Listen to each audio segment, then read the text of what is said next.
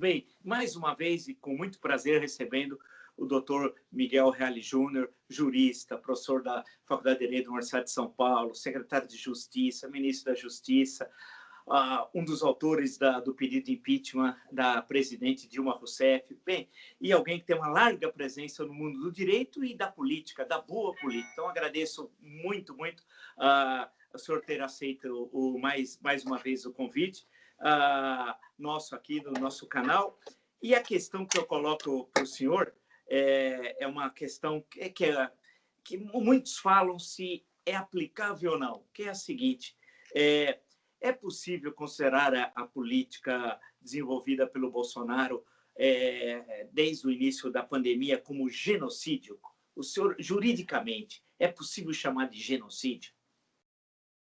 Não, acho que juridicamente não se enquadra na figura do genocídio que está previsto na legislação internacional e previsto também na nossa legislação, em lei especial. O genocídio tem características próprias de extermínio de um grupo em razão da sua raça, da sua religião, da sua cor, e dentro de uma sistemática de eliminação. Eu não vejo como genocídio, vejo como uma irresponsabilidade política de grande monta, sem dúvida nenhuma, né? A posição do presidente de fugir da pandemia. Ele fugiu do vírus, mas o vírus foi atrás dele. Mas ele fugiu da responsabilidade de conduzir o país nesse momento, estabelecendo uma convergência de esforços entre União, Estado e municípios.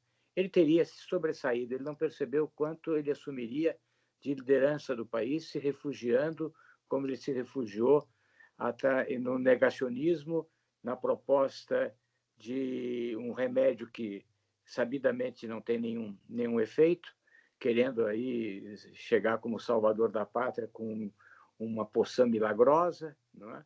E realmente é uma conduta que internacionalmente tem tido uma péssima repercussão.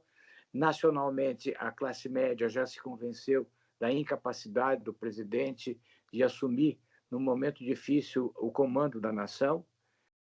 Governadores e prefeitos já sentem isso, né? E ele perdeu a classe média e conseguiu um apoio momentâneo das classes mais pobres por via de um auxílio emergencial, que, no entanto, foi obra, em grande parte, do Maia, porque o governo queria propor R$ 200 mensais e foi a Câmara dos Deputados, que, aliás, é quem governa esse país, né? A Câmara e o Supremo governam, na verdade, o país, é que impôs o gasto de R$ 600 e depois, inclusive, a continuidade desse auxílio, desse benefício, para que não ficasse limitado a um mês. Ou seja, o presidente fugiu das suas responsabilidades. Era um momento que um presidente deveria ter assumido e teria se consagrado, inclusive, como alguém que exerceu a liderança exigida no momento difícil do povo brasileiro. Deixa eu perguntar uma questão para o senhor, que alguns falam, eu vejo aí nos jornais, alguns falam, a crise de 2020, Bolsonaro e toda essa tragédia que nós estamos passando é produto do impeachment de Dilma Rousseff, do golpe contra Dilma Rousseff. Como é que o senhor analisa esse tipo de afirmativa explicativa da conjuntura brasileira? É por aí o caminho? É sempre também o negacionismo do PT. O PT quer, na verdade, ser reconhecido como inocente. Coitadinhos, eles não fizeram nada. Eles não se apropriaram da Petrobras, não desviaram bilhões de reais, eles não acabaram com a maior empresa brasileira, que hoje sofre processos gravíssimos nos Estados Unidos e no Brasil, arbitragens que são extremamente valiosas, com conivência entre governador, entre governantes, empresários e políticos, né?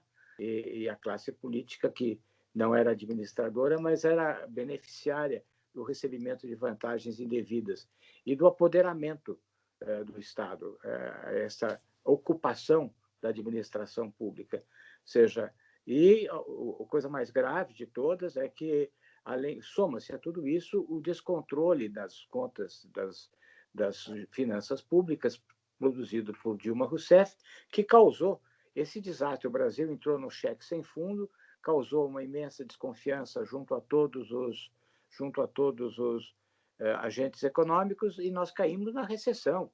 Inflação e recessão. Lembre-se que Dilma, quando afastada, a inflação estava mais de 10% ao ano, e com uma profunda recessão. Não é?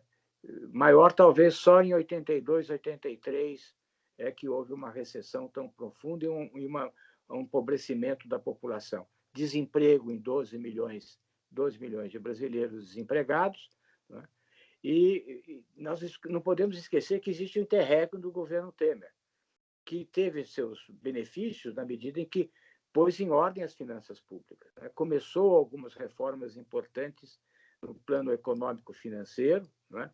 Mas se perdeu porque o PMDB estava viciado na corrupção e o Temer não se afastou do grupo de corruptos como Gedel e outros mais, que constituiu a sua entourage, não é?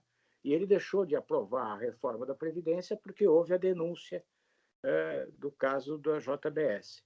Se não tivesse havido a denúncia, não se sabe até por que o procurador não esperou, na verdade. Aliás, que as investigações continuassem para saber quem era o receptor daquela mala do deputado Rures e denunciasse depois da votação da reforma da Previdência, que ocorreria 15 dias depois.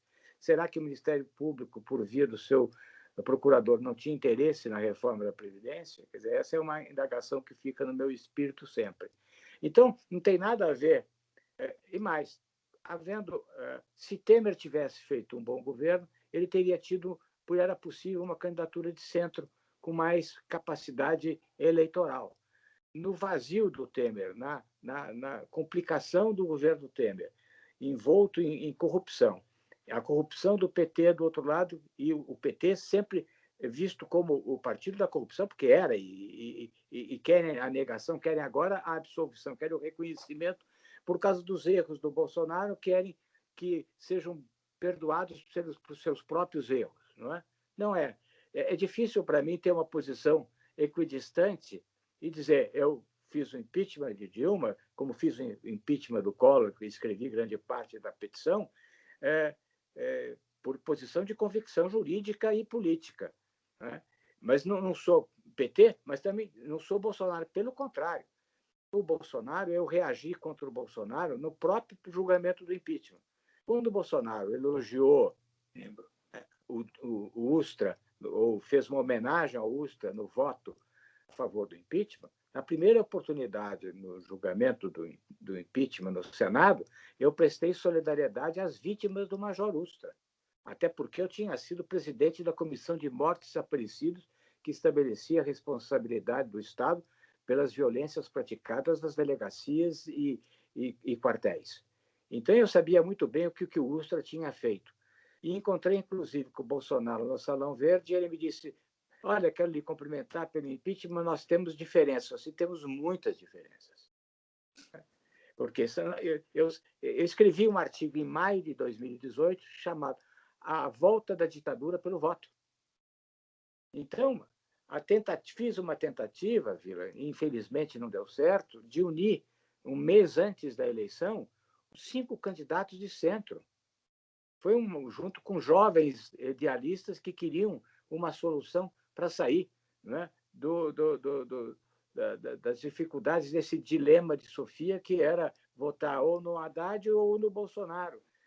Era ver se encontrava, na última hora, um filão que levasse a possibilidade de uma outra candidatura. Então, o Bolsonaro, evidentemente que ele é fruto da contraposição que se fez ao PT, mas não tem nada a ver. Se não tivesse havido o impeachment da Dilma, o PT sairia muito pior, porque o Brasil ia caminhar cada vez mais para um buraco maior ainda no plano econômico-financeiro.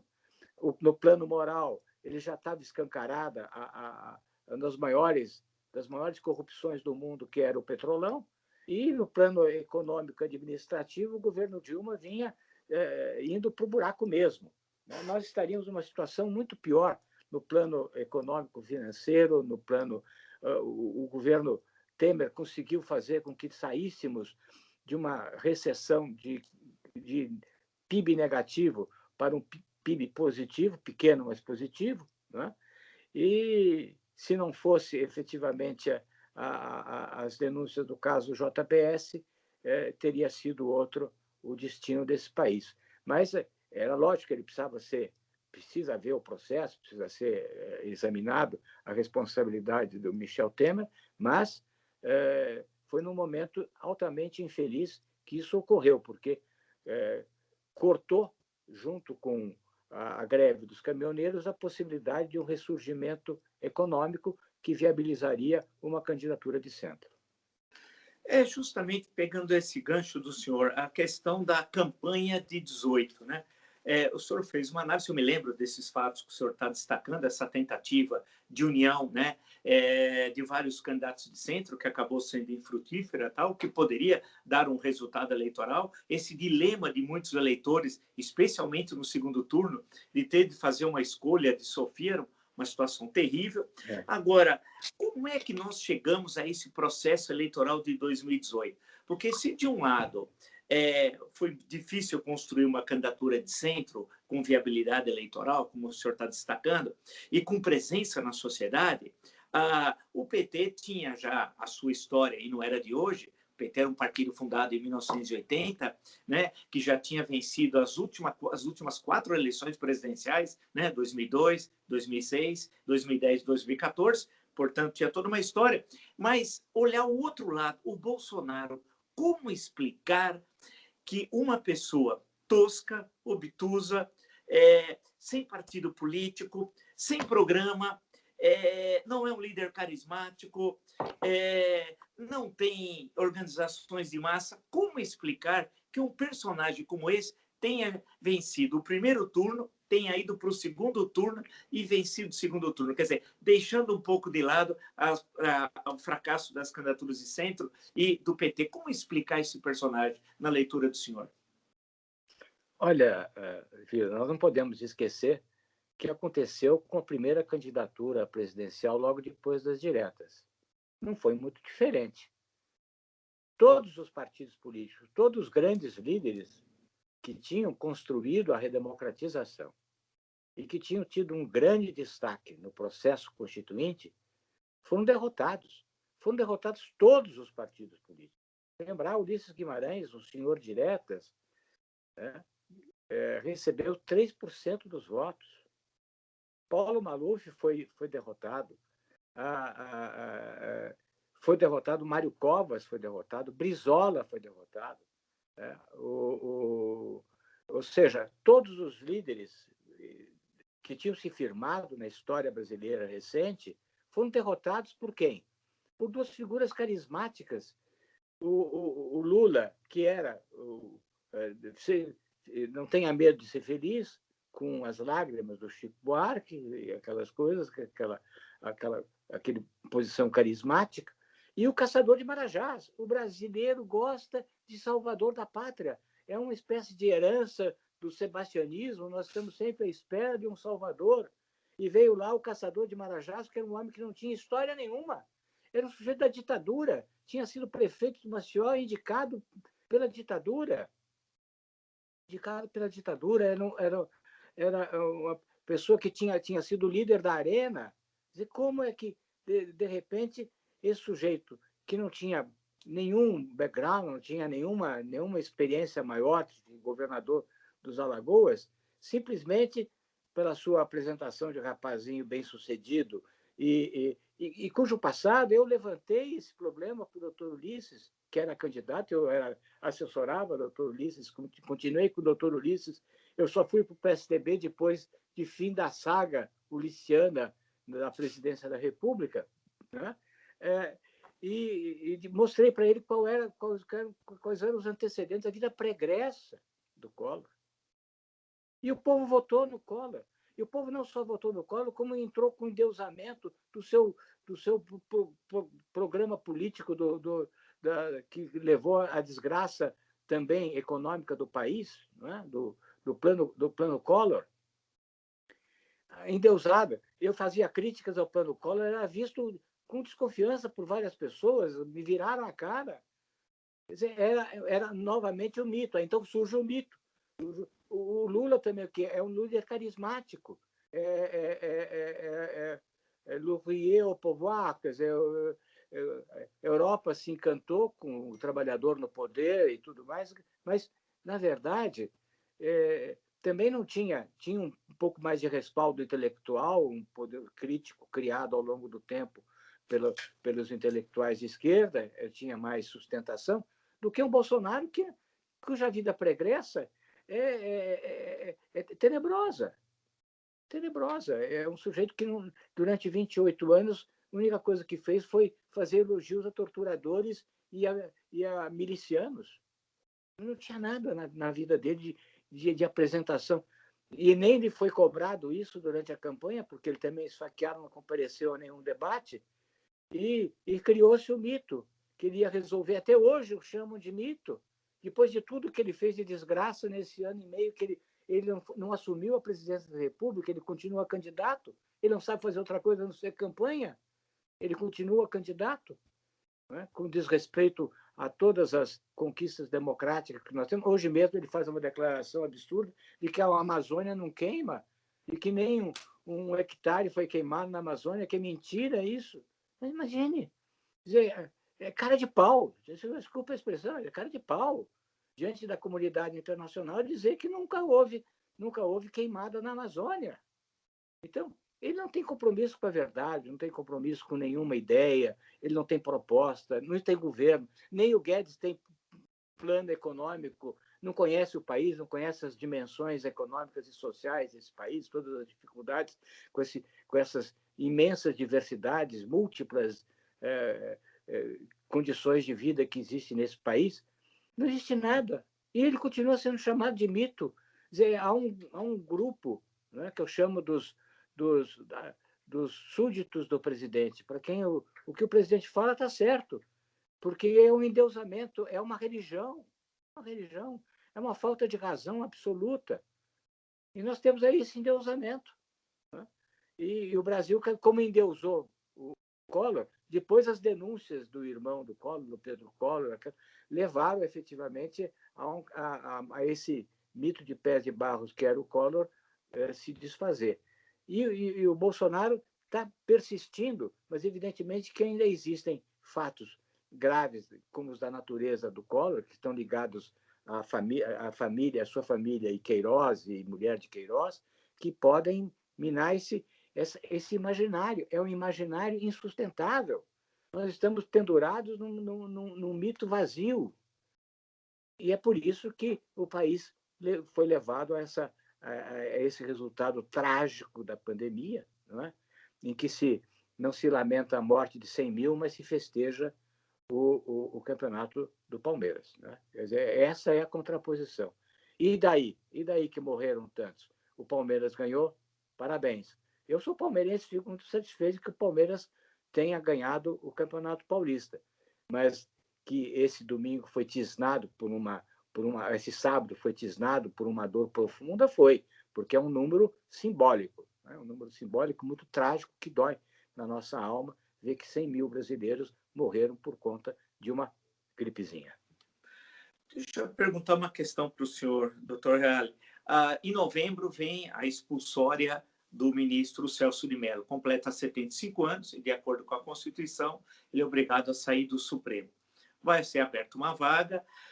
O senhor tem algum temor com quem vai ser indicado? Porque tudo indica que até lá ainda continuará na presidência da República o Jair Bolsonaro. Nada indica que ele sairá até novembro. Então, e teremos uma outra vaga no ano que vem do ministro Marco Aurélio, né?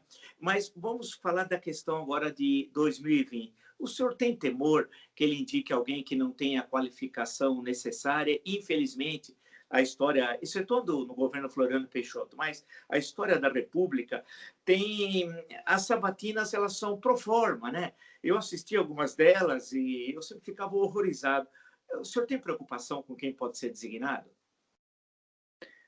Olha, é difícil saber quem ele vai designar, porque os candidatos que se põem são ministros do STJ, ministros do Superior Tribunal do Trabalho, são todas pessoas que prestam serviços no sentido de dar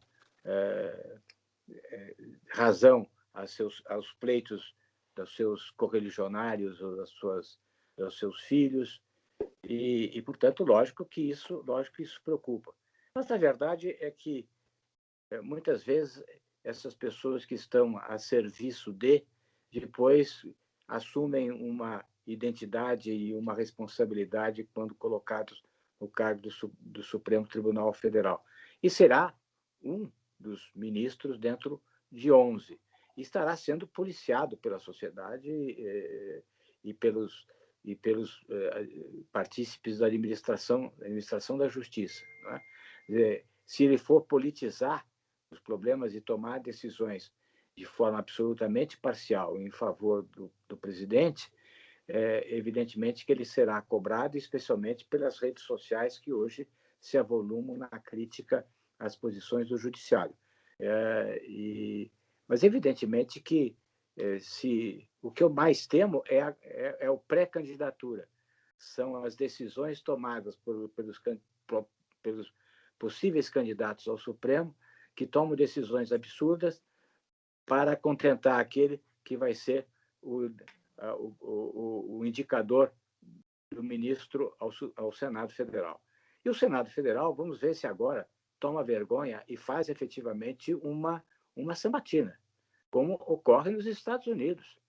É uma sabatina dura, vai ao fundo do pensamento, analisa, mas os senadores não se preparam para essas sabatinas. Eles não se dedicam a levantar dados, a levantar o pensamento, as posições, a contestar as posições assumidas pelo candidato ao longo da sua vida jurídica e política. Então, realmente é triste ver o Senado Federal não cumprir o seu papel de controle fundamental que a Constituição lhe outorga. Não é?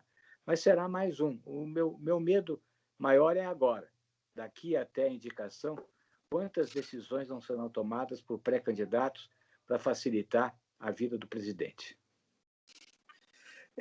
Aproveitando essa questão, a Lava Jato, qual a opinião que o senhor tem sobre a Lava Jato, que começou em março de 2014, das suas operações e do significado atual, que alguns dizem, né? Nós temos conversado isso aqui no canal, que ela está sendo ameaçada, que haveria um conluio do Bolsonaro com o Centrão, ou Centrinho, se assim preferirem, e com apoio discreto do PT, que é um adversário da Lava Jato. Como é que o senhor analisa a Operação Lava Jato e os fenômenos mais recentes, especialmente, deve ser semana que vem, o Conselho Nacional do Ministério Público deve, segundo dizem alguns, aplicar uma punição sobre o procurador Deltan Dallagnol?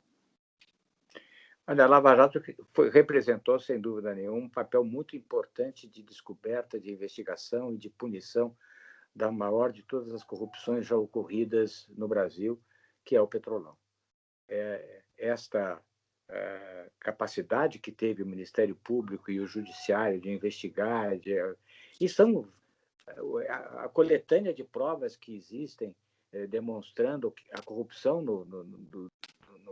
na Petrobras e a conivência do PT e dos seus líderes e os beneficiários destas corrupções, receptores dessas vantagens indevidas em milhões e milhões de dólares, é sem dúvida nenhuma uma prova incontestável. As delações trouxeram elementos significativos de prova. Não foi apenas dizer. Muitas das afirmações acabaram não sendo provadas, mas uma parte considerável das alegações, das acusações trazidas pelos delatores se confirmaram, demonstrando esse conluio, esse tripartite de gerentes, diretores de empresas estatais com grandes empresários e a classe política, essa tríade nefasta que tomou conta do país. Não é? E ela trouxe esse benefício. Mas eu faço algumas críticas à Lava Jato, especialmente no sentido da campanha, campanha popular que eles tentaram fazer, não é? As 10 medidas, por exemplo. Não são 10 medidas, são 60 medidas. Em cada medida, há vários projetos de lei, e alguns deles não têm nada a ver com luta contra a corrupção. É meramente a propositura de mudanças legislativas no Código de Processo Penal, facilitadoras do trabalho do Ministério Público. Inclusive, algumas são de estarrecer como limitação do habeas corpus. Então, perder um pouco a mão, na medida em que essa propaganda as 10 medidas não prosperaram nem sequer na mão de Onyx Lorenzon, como relator das 10 medidas na Câmara. Por quê? Porque eram várias medidas e muitos absurdos. E não precisava fazer boné, apito, camiseta a favor das 10 medidas e fazer difusão e de venda de material de propaganda. Então, acho que se foram além da conta, além da medida que deve e da discreção que deve ter o Ministério Público como órgão acusador, mas que o papel que eles representaram, desvelando toda a corrupção que envolveu a Petrobras, isto é um benefício absolutamente insuperável na vida brasileira, sem dúvida nenhuma. Deixa eu perguntar uma questão do senhor do ex-juiz, ex-ministro Sérgio Moro, né? Que se notabilizou especialmente na Lava Jato, acabou aceitando o convite do presidente eleito Jair Bolsonaro, assumiu o ministério e permaneceu até esse ano, até 24 de abril. Que avaliação o senhor faz? O senhor acha que foi correto ele sair da magistratura porque ele teve um envolvimento, vamos dizer assim, indireto com o processo eleitoral de 2018? Evidentemente que a condenação do Lula ocorreu lá atrás, não é que houve um planejamento, eu não parto dessas teorias conspirativas, nada disso, mas há uma relação indireta, tendo em vista que a condenação na primeira instância, apesar que depois ele foi condenado na segunda e na terceira, vale ressaltar, né? Mas ele teve uma participação indireta no processo eleitoral, o então juiz Sérgio Moro. O senhor acha que foi correto? Alguns falam que ele acabou aceitando ser ministro e não deveria por uma questão ética. Essa seria a primeira questão, se é verdade ou não. Segunda, como é que o senhor avalia a passagem dele pelo ministério? E terceira, a reunião que o Brasil assistiu do dia 22 de abril, como é que o senhor avalia aquela reunião que é chamada de reunião ministerial? Eu chamaria de outros nomes. Como é que o senhor avalia? Bom, primeiro eu acho que eu manifestei, à época que o Moro aceitou ir para o Ministério da Justiça, que era uma grande perda e que era um grande erro. Pessoalmente, um grande erro. Primeiro, porque ia ser ministro do Bolsonaro. Não era possível não se ver que o Bolsonaro era, como você disse, eu tenho dito isso nos meus artigos, um tosco. Né? Um tosco. E como é que se iludiu de imaginar que ia ter alguma influência, algum papel numa presidência dirigida por uma pessoa que não tinha menor cabedal para ser administrador, para ser condutor político da nação? Dizer que não é possível essa ingenuidade não perceber quem era Bolsonaro. Né? Então, e depois, compromete, mesmo que não tenha havido qualquer interferência na sentença de 4 anos atrás, em primeira instância, por qualquer tipo de expectativa política, no entanto, fica essa marca. E continuam a falar, quer dizer, de qualquer forma, aparece como, quer dizer, é a mulher de César, quer dizer, dá a impressão de que teria havido algum interesse político que, no fundo, a sua posição de magistrado estava comprometida, a sua imparcialidade estava comprometida por posição política que depois se revela verdadeira ao assumir o cargo de ministro da Justiça. Quer dizer, foi um grande erro, um prejuízo para a Lava Jato, um prejuízo. Até hoje, o juiz que o sucedeu não prolatou uma sentença sequer nos casos que estão lá entregues. Ou seja, foi um prejuízo muito grande para ele, pessoalmente, e para a Lava Jato, não é? E, evidentemente, que a sua passagem no Ministério não podia ser diferente. Ele produziu um projeto anticrime que, cá entre nós, tem falhas técnico-jurídicas gravíssimas, não é? Cai na ilusão penal, não tem conhecimento efetivo dos problemas do sistema criminal brasileiro, não tem nenhum conhecimento. Não é? As propostas que ele que ele trouxe são, algumas delas chegam a beirar o ridículo, né? Como propostas legislativas, seja no campo penal, seja no campo processual penal ou de execução penal, não é? Uma proposta que acabou sendo, de certa forma, cortada, porque houve propostas que levaram ao surgimento da figura do juiz de garantias, que o presidente não vetou. Quer dizer, nem nesse projeto anticrime, nunca houve um ministro da Justiça que sentou no computador e sozinho fez um projeto que mudava mais de 20 leis. Eu participei de elaboração legislativa de vários projetos, a parte geral do Código Penal, a lei de execução, a lei de tóxicos, a reforma da legislação tributária, várias, e todas eram comissões que produziam trabalhos, que publicavam trabalhos, os seus anteprojetos que eram submetidos à avaliação, à crítica, a sugestões. Agora, o ministro senta sozinho e em um mês faz um projeto de tamanha grandeza, que modifica 20 leis, não é? E vai para o Congresso, que fica mais de ano parado no Congresso, quer dizer, ele foi desprestigiado no Congresso Nacional, uma lei que, no último instante, acaba sendo aprovada com vários problemas que realmente comprometem o sistema criminal brasileiro, como o acordo de não persecução e outras coisas mais. Pois bem, então, com o ministro, o que restou? O que ele fez?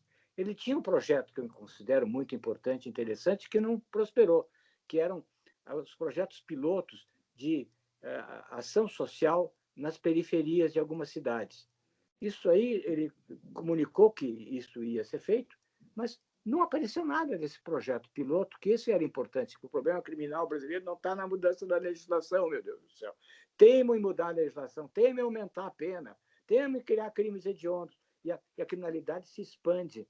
Não é por aí. Enquanto que medidas político-criminais de cunho social, junto às populações mais miseráveis nas grandes e médias cidades, nada é feito.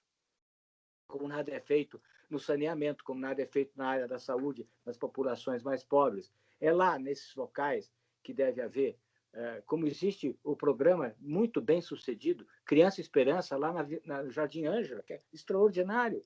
Nós temos uma receita, essa receita já ocorreu na Colômbia, na cidade de Medellín, que era o centro do tóxico, fizeram um trabalho extraordinário de política criminal que resultou em baixa considerável dos índices de criminalidade.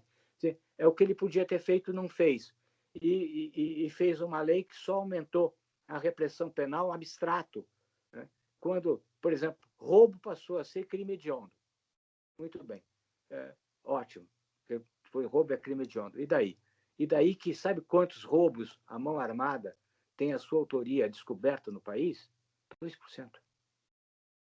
Então, a impunidade não está na lei, a impunidade não está no judiciário, a impunidade não está no Ministério Público, a impunidade está na falta de investigação. Esse é o problema-chave do país, é o problema de investigar para dar segurança, sensação de segurança para as pessoas. Eu acabo de escrever um trabalho fazendo um levantamento completo, chama-se Desafios e Desvios do Sistema Criminal Brasileiro. Fazendo um levantamento, vai ser publicado no próximo número da revista Os Tribunais, que é exatamente a demonstração de qual é o quadro, qual é o estado da arte e quais são as soluções possíveis para o estado da arte. E nenhuma dessas soluções está no projeto anticrime do Moro. E depois a última pergunta que você fez daquela fatídica reunião do dia 22 de abril, o dia que se descobriu o Brasil, né? Você descobriu ali, veio à tona a verdade do que era o Brasil ali. Aquela pantomima, aquela vergonha. O presidente da República que vê um ministro da Educação apontar o Supremo e dizer que esses vagabundos têm que ser presos, o presidente não prende o ministro da Educação na hora. Que é o que o presidente devia ter feito. É o que o presidente devia ter feito. E depois ele também só estava preocupado consigo mesmo.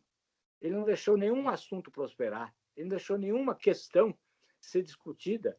Ele estava voltado para as suas preocupações de interferência da Polícia Federal do Rio de Janeiro para a proteção dos seus amigos e da sua família.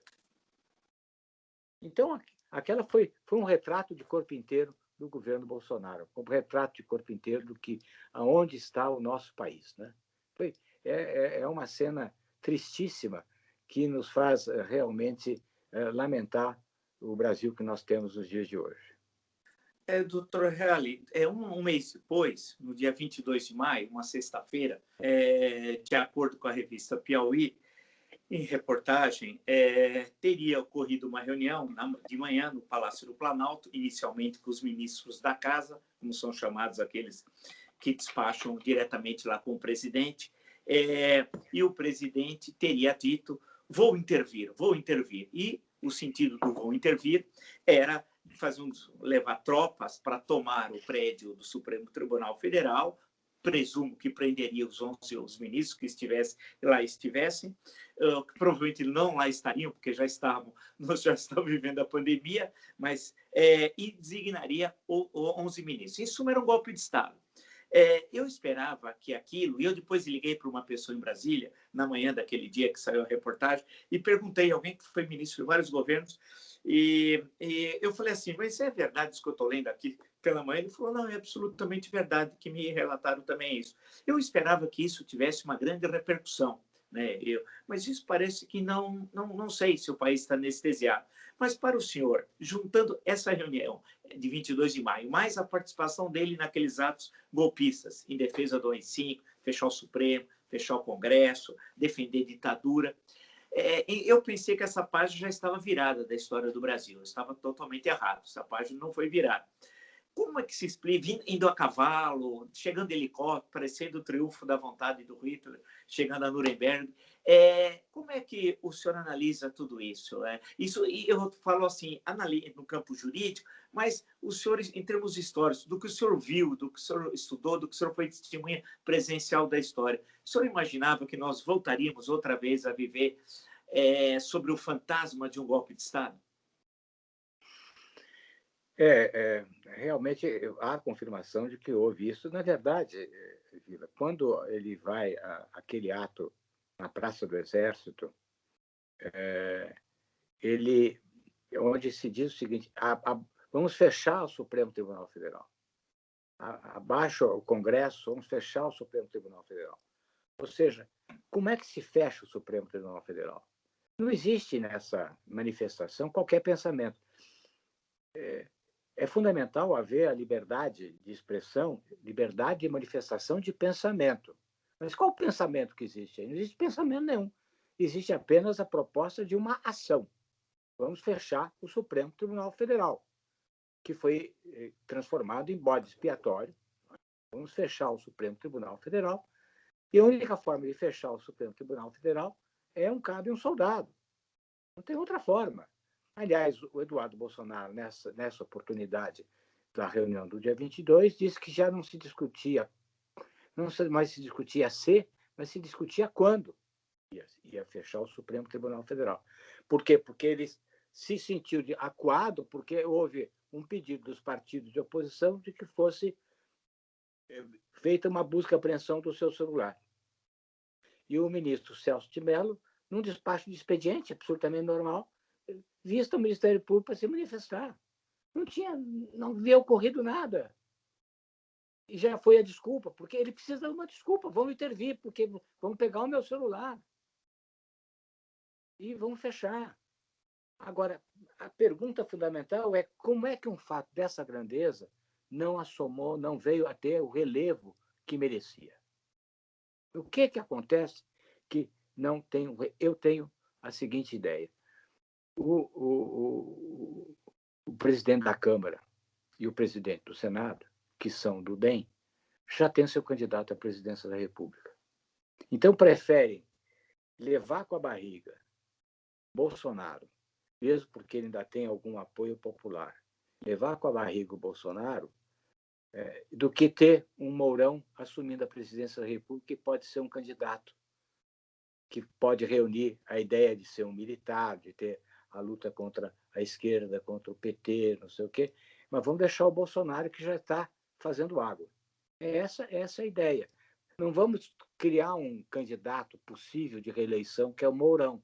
Vamos deixar o Bolsonaro aí, porque ele vai a cada vez mais conspirando contra si próprio, porque nós temos o Mandetta, que é o nosso candidato à presidência da República.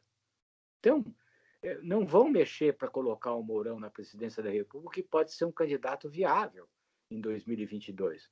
Vamos deixar o Bolsonaro com as suas estripulias e as posições que o Mourão assume são posições de racionalidade, mesmo diante da pandemia. As manifestações que ele faz são manifestações de solidariedade, de compreensão e tal. Mas, enquanto que o Bolsonaro não teve uma palavra efetiva de sentimento face à morte de 100 mil brasileiros. Não é?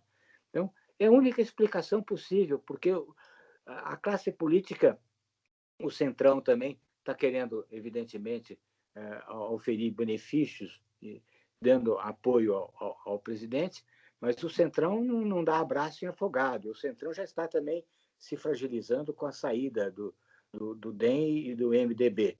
Não é? Então, é a única explicação que eu dou, porque, normalmente, será que esse país está tão invertebrado que não reage? Faltam lideranças. Acho que você tem destacado tanto nos seus programas, nos seus vídeos, o quanto falta de liderança nesse país. Né? Quanto falta pessoas que ditam diretrizes, pessoas com liderança no Congresso, com liderança dos partidos políticos. Quem é que fala que se ouve? Perfeito. Ninguém que fala. Não existe quem fala e que é ouvido. Com reverência, respeitando a sua sabedoria. Não existe. Não existe ninguém. O Fernando Henrique está lá como ex-presidente, mas ele não tem mais a força da liderança de condução. O PSDB também está em maus frangalhos aí, envolvido em problemas de acusações de corrupção, também está mal. Então, não existe nenhuma liderança. A liderança que existe é do Maia.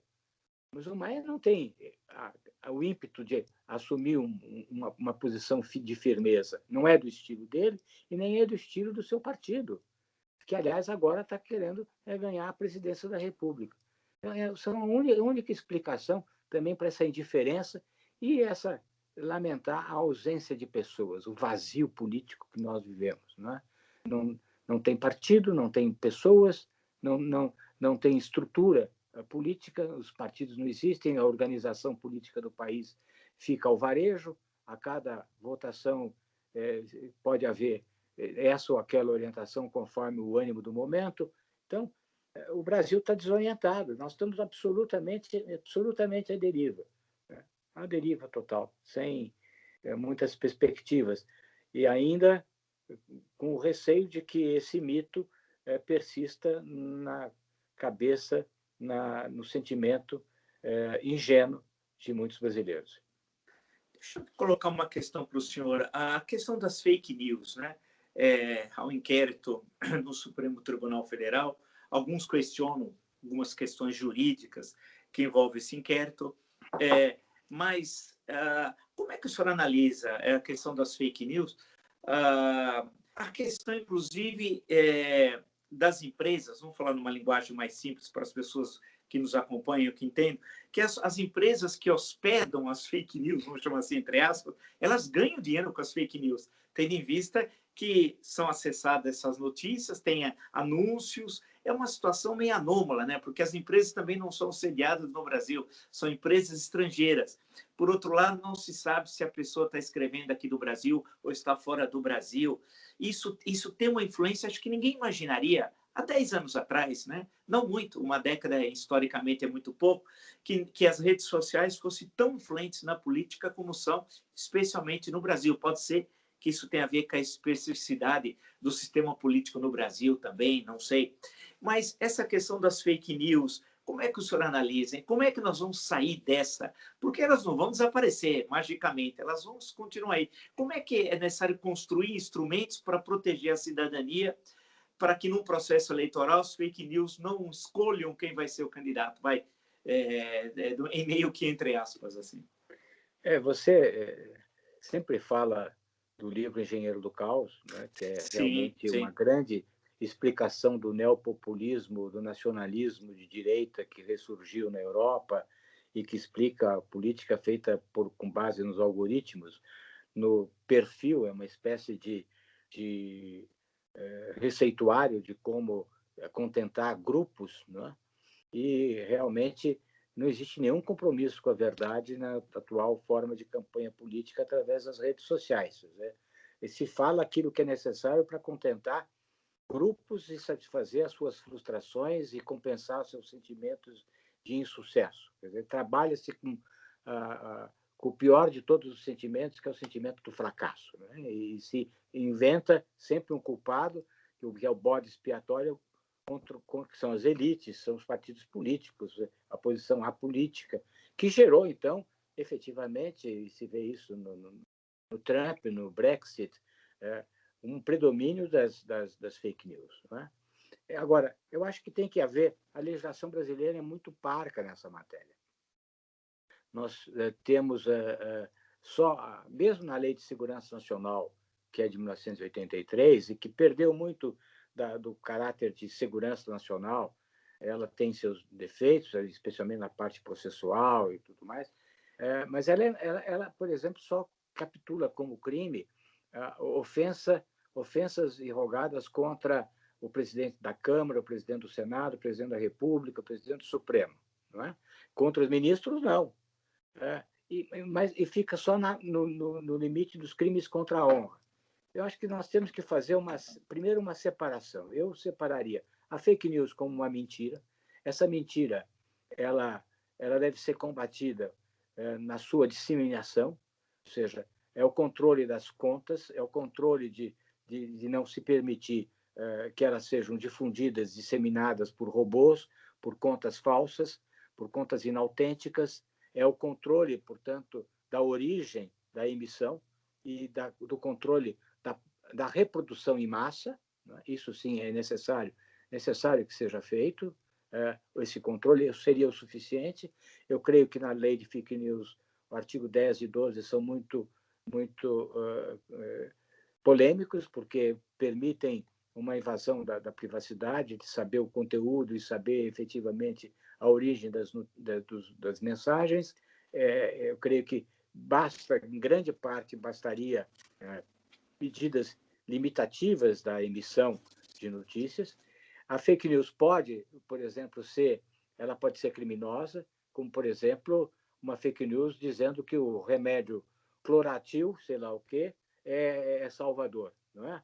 Ou que o ozônio é salvador. Quer dizer, ela pode ter até um caráter criminoso, fora o problema de ser contra a honra, na medida em que ela pode criar um malefício para a saúde, ao interesse comum, a uma ordem geral. Né?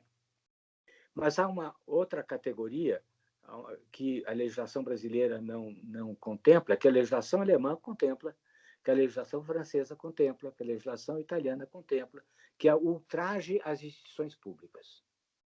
O ultraje às instituições públicas, que é desprestigiar uma instituição como o judiciário, como o legislativo, para, de certa forma, criar dificuldades de respeitabilidade, de confiança da instituição junto à sociedade.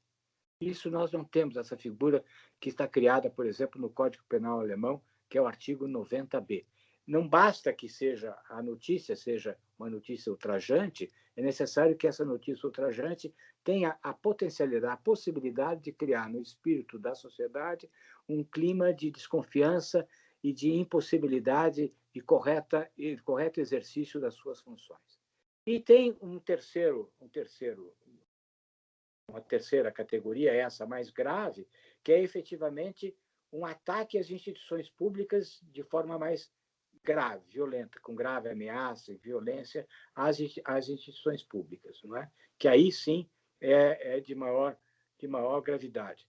Nós não temos efetivamente, especialmente essa figura do meio, que é a desprestígio, o ultraje às instituições públicas, não é? E, ao mesmo tempo, o discurso de ódio nós temos por dizer, uma quarta categoria, o discurso de ódio. Nós temos a Lei K.O., que é a lei do racismo de 1989, uma lei feita às pressas, que logo em seguida a Constituição, mas que a legislação europeia é muito mais detalhada com relação à criação desse clima de ódio contra minorias. Minorias que eu digo que não são minorias porque são os mais fracos, né? Então, as manifestações que são feitas contra grupos inferiorizados socialmente é que deveria ser melhor punido, devia se aprimorar a lei KO e prever efetivamente a punição destas campanhas, dessas publicidades que sejam feitas por mensagens contra grupos como por orientação sexual, por sexo, por religião, por cor. Isto deveria ser muito melhor. Na Lei KO, por exemplo, existe apenas o artigo 20 que constitui crime incitar a prática de racismo. Mas eu acho que tem que haver uma criminalização prévia, que não é o incitamento que leva à ação, mas assim uma ação de desprestígio, de diminuição, de exclusão do exercício de direitos por parte de minorias. Isto é que deveria ser também punido. Então, falta muito da legislação brasileira e esse projeto de fake news precisa ser muito repensado, que saiu do Senado e está na Câmara dos Deputados, precisa ser repensado, especialmente no artigo 10 e 12. Creio que grande parte do marco da internet, a lei da internet no Brasil já traria soluções. Agora, o inquérito fake news tem seu vício de origem, né, de ter sido criado esse inquérito pelo próprio Supremo Tribunal Federal, que vai ser o julgador dos próprios fatos investigados por ele. Quero lembrar uma coisa curiosa, Vila. A justificativa do Fachin no seu voto, repetido depois também pelo Barroso, de que nessa oportunidade, excepcionalmente, diante da omissão do Ministério Público, não falo do Ministério Público, diante da omissão dos órgãos de controle, uma forma muito subreptícia de falar do Ministério Público, né? Diante da omissão dos órgãos de controle, justificava-se, excepcionalmente, que o Supremo tomasse as medidas de instauração do inquérito para a apuração das fake news que atingia o Supremo Tribunal Federal e que teve, inclusive, seu efeito, porque na medida em que levou a justificativa de fazerem um bombardeamento virtual, né, um bombardeamento fictício, melhor dizendo, um bombardeamento fictício com fogos de artifício sobre o Supremo Tribunal Federal. Isso é um ultraje. Isso é um ultraje grave. É uma diminuição da instituição que pode ser debochada. Pode ser debochada por um grupo de boçais que vai lá e se sente no direito de soltar fogos de artifício como se fossem bombas sobre a Suprema Corte do país. Esse é um fato que deveria ser efetivamente... Não é uma manifestação de pensamento. Essa não é uma manifestação. Pensar é uma tese, é defender uma ideia. Aí não é ideia. Para encerrar nossa conversa, doutor Reale, impeachment, o senhor acha possível que ocorra que a abertura de um processo de impeachment contra o presidente Jair Bolsonaro? E que avaliação o senhor faz, também aproveitando? Eu lembro que o ministro Paulo Brossard, no livro Impeachment, que foi republicado justamente em 1992, né? Ele fazia como bom parlamentarista, ele fazia várias críticas ao impeachment, dizendo que no parlamentarismo o caminho será diferente, e no impeachment o mal já está feito, demora, faz uma série de comentários. Como é que o senhor analisa existe a possibilidade de impeachment? Para frente à crise política, qual é a saída para a crise política? Alguns falam, é o impeachment. Outros falam, é esperar um pouco, ver o que vai acontecer em relação às investigações no Rio de Janeiro e no Supremo Tribunal Federal. Outros falam, não, quanto pior, melhor. Mais ou menos o senhor disse que tem partidos que querem empurrar até 2022, né? E lá resolver eleitoralmente com o desgaste do Bolsonaro nesse ano, no próximo e em 22, porque nada indica que a economia vai se recuperar rapidamente, que o cenário vai mudar. E aí, como que nós vamos sair dessa encruzilhada? Acho que é a mais grave, não sei, na minha leitura da história do Brasil republicano. O impeachment é um caminho ou não? Olha, eu me manifestei no seguinte sentido, que havia já configuração de fatos que levavam a um impeachment, examinando a Constituição e a Lei 1079, isso em março já.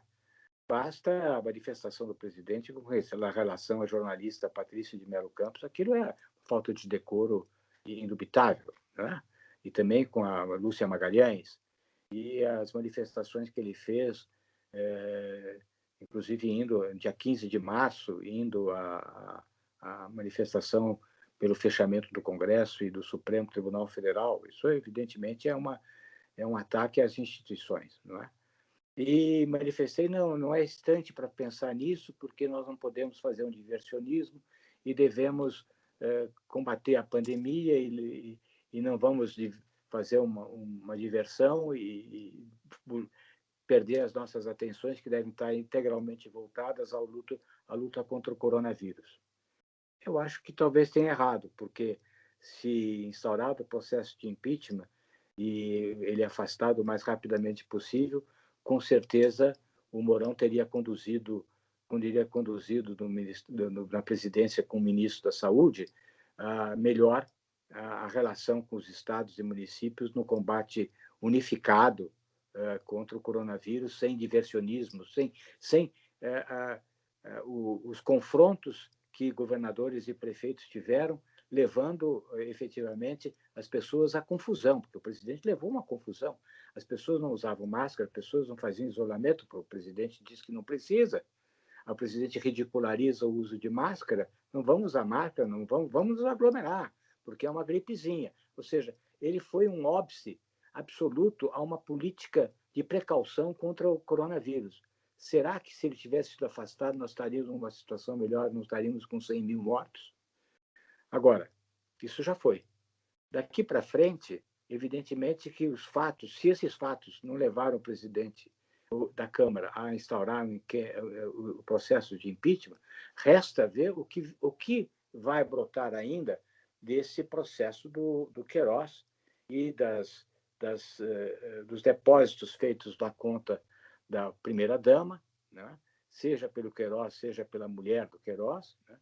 Os depósitos feitos na pessoa da esposa do senador Bolsonaro, ou seja, esses fatos podem trazer um volume mais concreto, vamos dizer assim, porque tem mais respaldo na população, fatos menores, mas que atingem a moralidade no sentido de ter obtido dinheiro ilícito, não é? A corrupção. Então, isso talvez possa realmente trazer maiores sustentações para a propositura de um impeachment, na medida em que ele se comprove que, em função desses fatos, efetivamente o que ele pretendeu foi fazer uma obstrução de justiça e impedir que a Polícia Federal investigasse efetivamente esses fatos. Isso pode ser. Mas eu acredito mais na terceira hipótese levantada, que vão empurrar com a barriga para não ter um Mourão na presidência. Aproveitando só uma pequenininha, uma questão, você não acredita que o Tribunal Superior Eleitoral possa eventualmente anular as eleições de 2018? Eu sei que a gente precisa conhecer os autos do processo, estou falando em tese, né? Existe essa possibilidade? Ali ainda tem uma questão complicada, que todos esses dados que foram levantados pelo inquérito fake news e o levantamento que foi feito também dos financiadores de emissão de mensagem e tudo mais, precisa passar por uma perícia. Então, isso vai demorar. Demoraria. Primeiro, ninguém faria um impeachment também para ter uma eleição, uma eleição indireta. Porque aí a chapa é que cai inteira. Cai o presidente e o vice. Não é? Não se faria de forma nenhuma um julgamento para ter eleição direta. Ou seja, a Constituição estabelece que, se houver vacância dos dois cargos, presidência e vice, né, nos 2 primeiros anos, a eleição é direta. Passados os 2 primeiros anos, a eleição é indireta. Então, sempre isso ocorrerá em 2021, porque os atores políticos não vão querer ter uma eleição direta agora. Faria uma eleição indireta pela Câmara e, portanto, tudo se fará para que a decisão do TSE não se dê efetivamente esse ano, e acho difícil que se dê esse ano, até porque da decisão do TSE haverá recurso ao Supremo Tribunal Federal por questões de nulidades ou de formalidades processuais, sem entrar no mérito, e haveria, logicamente, uma demora levando a decisão do TSE para 2021 com eleição indireta. Mas acho que ainda é muito difícil essa cassação da chapa 2 anos depois. Acho que não, com perícias a serem feitas, é complicado. Bem, eu agradeço muito o Dr. Miguel Reale Júnior, mais uma vez nos atender, fazendo esse amplo painel político-jurídico, muito mais jurídico do que político, com todo o conhecimento que o senhor tem, serenidade, vivência histórica sobre vários momentos da história do Brasil, e o senhor, tanto o senhor fez referência a 1992, assim como em 2016, foram momentos muito tensos, e vamos imaginar, né, doutor Reale, que nós encontramos alguma saída, né? Porque eu sempre brinco, se continuarmos assim... Você tá trazendo a discussão desses temas diariamente, trazendo grandes entrevistas, está contribuindo muito para a conscientização do povo brasileiro. Te cumprimento pelos mais de 500 mil seguidores e o número de intervenções que diariamente ocorrem no seu programa. Parabéns. Muito obrigado mesmo, doutor Miguel Reale, e nos encontraremos uma nova oportunidade. Muito obrigado. Então, até a próxima.